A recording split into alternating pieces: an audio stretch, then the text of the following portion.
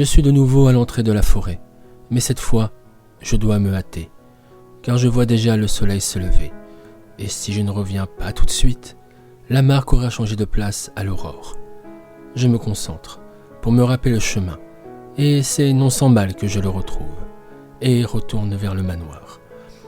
À cette heure, le ciel qui entoure le manoir est orange, comme un coucher de soleil. J'aime la couleur de ce ciel, même s'il est quasi permanent. Elle donne une aura mystique au lieu. Je rentre, et l'endroit est étrangement calme, ce qui est très rare pour dire la vérité, car le manoir est d'habitude très animé. Je me dirige doucement au premier étage, puis au second, où se trouve ma chambre. J'ouvre la porte plus doucement que la dernière fois, et je pose ma faux. Mais ne m'attarde pas, car même si j'ai une chambre, elle me sert surtout pour m'isoler, car les êtres comme moi ne dorment pas, ou plutôt ne dorment plus. Je redescends. Je suis de nouveau au rez-de-chaussée. Mes pas me dirigent vers un coin du salon, où se trouve un piano. Je m'installe et je joue. Mes doigts glissent sur celui-ci, et je me mets à jouer doucement la sonate au clair de lune de Beethoven. La musique résonne dans tout le manoir, comme un immense écho. J'entends derrière moi du bruit, comme si ma musique avait apporté la vie dans ces lieux. Je reconnais les petits pas de souris de Sally qui s'installent sur le fauteuil. Puis vient Woody, Masky, Toby les rejoint. À côté de lui s'installe Clockwork. Et puis Anne. Ils restent silencieux et écoutent la musique, comme s'ils insistaient à un concert privé. Alors que pour moi, jouer m'apaise. Ça a toujours été le cas, même avant d'être ce que je suis aujourd'hui. Cela me fait retourner dans le passé, me rappelle le prodige que j'étais. Mais très vite, cette belle nostalgie est remplacée par d'horribles souvenirs, qui sont un rappel froid de ce qu'était ma vie d'avant. Les manipulations, les mensonges, les trahisons et ce terrible constat d'échec que la grande majorité des personnes que je connaissais, dont ma propre famille, ont voulu abuser de mon don pour briller à travers moi. Cela commence à me plonger dans la tristesse. Ce sentiment horrible et poisseux qui même encore aujourd'hui fait bouillir mon cœur de rage. Mais alors que ce sentiment commence à refaire surface, une voix dans mon esprit se fait entendre. Cela est du passé. Tu es ici maintenant, à ta place dans ta famille. Je reconnais cette voix. C'est celle de mon maître et ami, celle du Slenderman. Et ça veut dire qu'il est ici aussi. Il m'écoute jouer. Au bout d'un moment, mon concerto se termine. Je me retourne et tout le monde applaudit.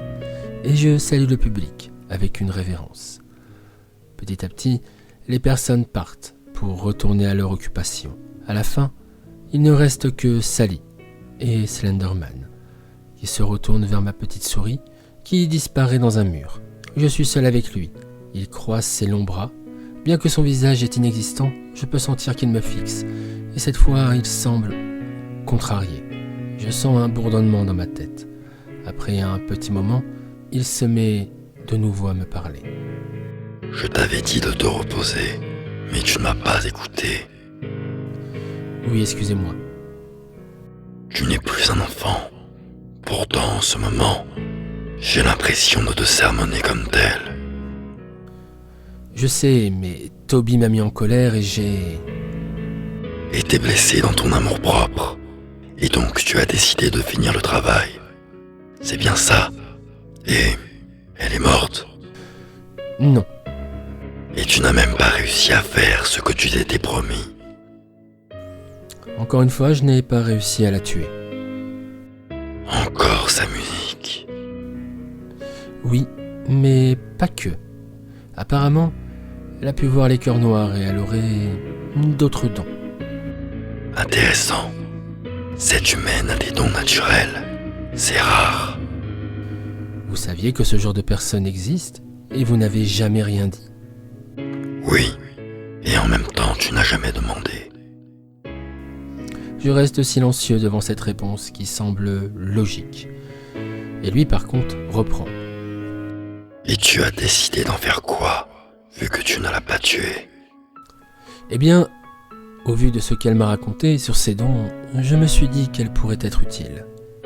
Utile à quoi? À trouver ma proie, pour enfin me nourrir. Tu n'es toujours pas fixé sur cette personne. Oui, et soyons francs, 4 jours n'est pas suffisant. Et rechercher une autre proie me prendrait trop de temps. Grâce à elle, je pourrais la retrouver assez rapidement. Enfin, j'espère. Et quand elle t'aura rendu ce service, que feras-tu d'elle? Officiellement, je la laisserai tranquille. Et officieusement? Je vais la tuer.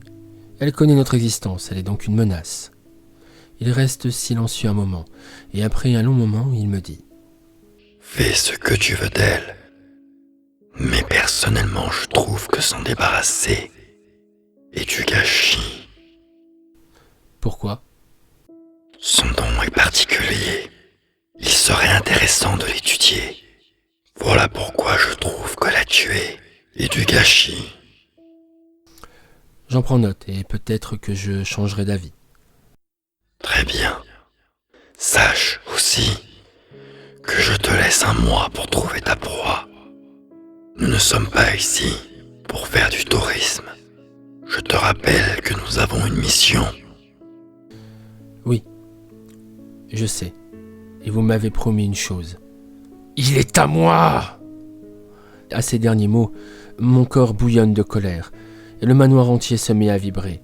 Mais lui, il reste calme, impassible. Je sais que tu souhaites te venger. Tu tenais beaucoup aux Prussiens. Il t'a aidé quand tu es arrivé ici. Occupe-toi de ta proie, d'abord. Ensuite, nous pourrons tous partir à la chasse le moment venu. Pour le moment, va te reposer, car je suppose que tu repartiras en chasse ce soir. Oui. Encore une chose. Quoi? Comment comptes-tu la faire venir à toi? C'est simple. Je l'ai marquée. Il me suffit de la convoquer et elle viendra à moi. Astucieux. Il me fait signe de monter. Cette fois, je n'ai pas le choix. Je dois me reposer. Mais avant, je monte à la bibliothèque et prends un livre. Et plutôt qu'on ne fait, je décide de m'asseoir sur le fauteuil et commence à le lire. Mais je n'arrive pas à me concentrer. Je regarde les pages, sans vraiment les lire, et mon esprit étrangement s'évade dans mes souvenirs. Et je commence à revoir des images du passé. Mon arrivée ici, en compagnie de mon maître et ami. La peur d'abord, puis la joie, et cette sensation étrange d'appartenir à une famille. Mais aussi la tristesse, et la colère suite à la perte de gens que j'ai aimés. Je ne sais pas combien de temps je suis resté comme ça, perdu dans mes souvenirs. Mais quand je suis revenu à la réalité, le ciel à la fenêtre avait pris une teinte bleutée. Pour moi, il était temps de repartir à la chasse. Mais d'abord, je dois faire une chose. Je regarde mon poignet et commence à toucher ma marque et dis calmement « Viens à moi ». Je sors de la bibliothèque et enfin du manoir. Il est temps pour moi de voir comment elle s'en sort et aussi si elle a trouvé des indices sur ma proie. Car plus le temps passe, plus j'ai faim. Et j'espère qu'elle ne m'a pas déçu.